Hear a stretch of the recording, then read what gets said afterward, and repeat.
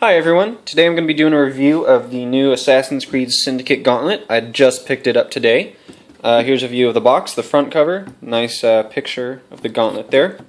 And on the back you got some more pictures, little different versions of what it looks like.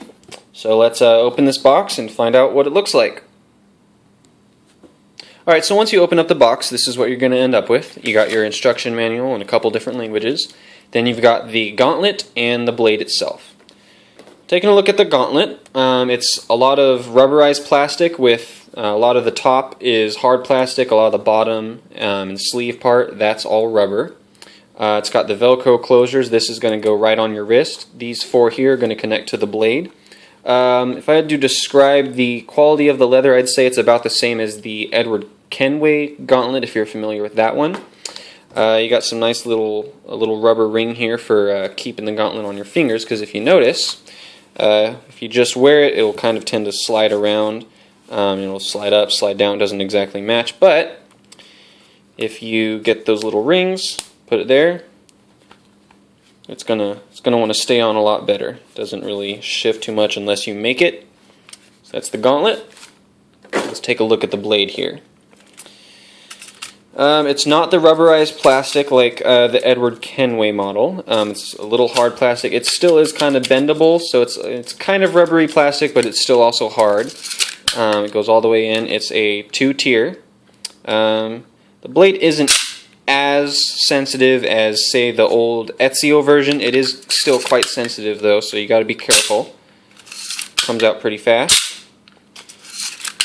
And then you got the Grapple Hook, which sadly does not actually extend. All that happens is you can pop the little dart part off. It does stay in there pretty well, so you don't gotta worry about it falling off. It sticks pretty well, but it comes off pretty easily too. So I've taken a little bit of a look at it. It does seem like it could snap pretty easily. If it bends up against something. So if you're going to be doing some kind of stunts with these, I would recommend taking the dart off.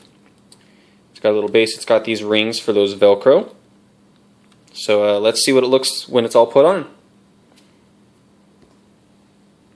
Alright, so this is what it's going to look like once you have everything all on and strapped in. Like I said, you got the Velcros that are going to loop in onto the rings on either side. And then this wrist strap is going to go right underneath the blade. I was a little bit worried that it was going to hinder the blade coming out, but it doesn't seem to do that at all. It comes out quite well.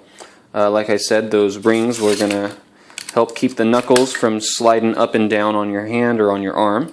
Now what I would recommend when you're putting them on, take the dart off before you put all the straps on, because it is going to want to catch onto the straps, the inside of the gauntlet, all that kind of stuff. So make sure that you take it off before putting it on, and then feel free to put it right back on.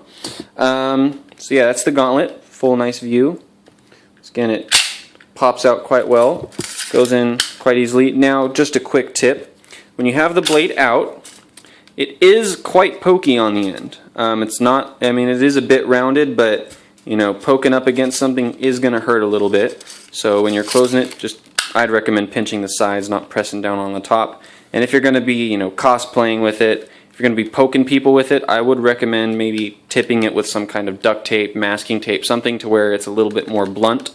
That way it doesn't hurt as much and people won't get as mad with you. So that's basically pretty much it. My only complaint, only downside, is that this little gun doesn't actually work. I know, too much of a liability, probably a smart idea on Ubisoft's end, but still a little disappointing that you can't use it.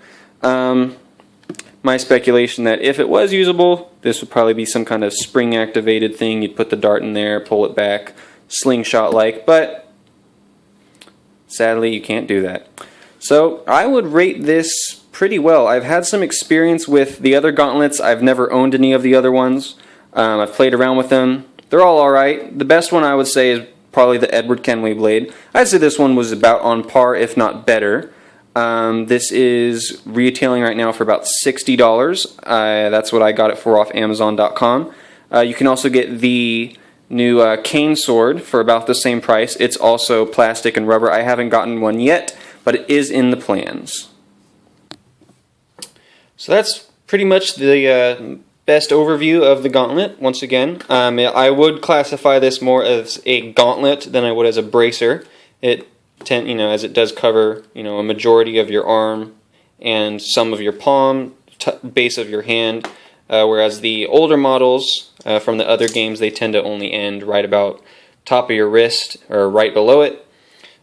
This, however, covers most of your forearm. Even this back part will go almost all the way to where your elbow is. It is quite adjustable. It can fit on many sizes of arms. You can tighten it or loosen it as much as you want.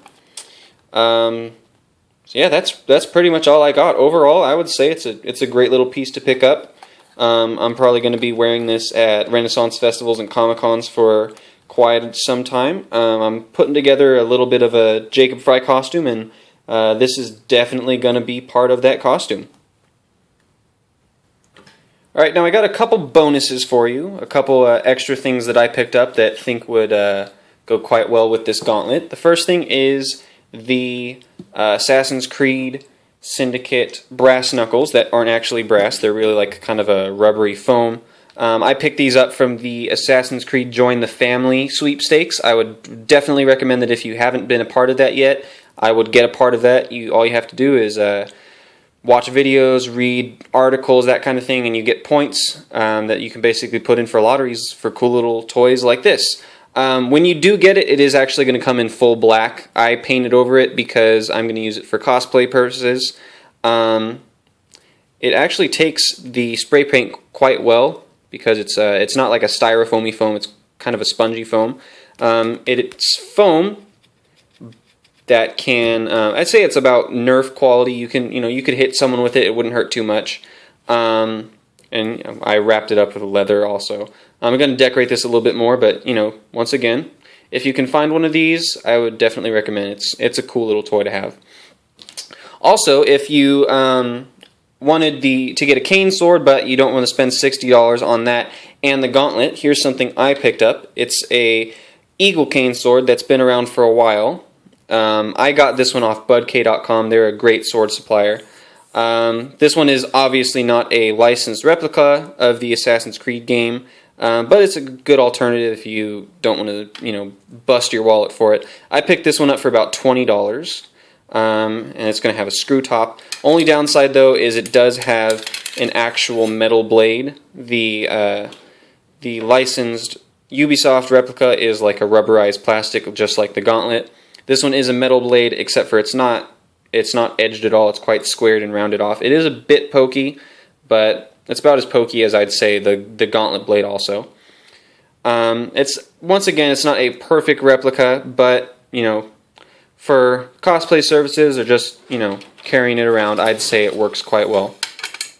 And it does have it's a full metal body, the handle, the blade, the case, the cane, everything. It does have a rubberized tip, but you can easily pop it off, and it's got a nice brass underneath.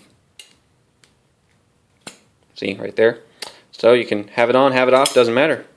It's a great little thing. Once again, this one's about $20. You can find it a bunch of different places online. I found mine, once again, on budk.com. I would definitely recommend them if you want to find nice weapons for cheap prices. They're a great little supplier. I use them all the time.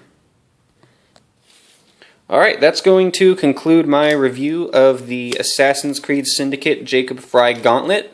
If you've got the $60 to spare, I would definitely recommend picking one up. It's a great little toy, great little cosplay piece. Overall, just a great little fun thing to have.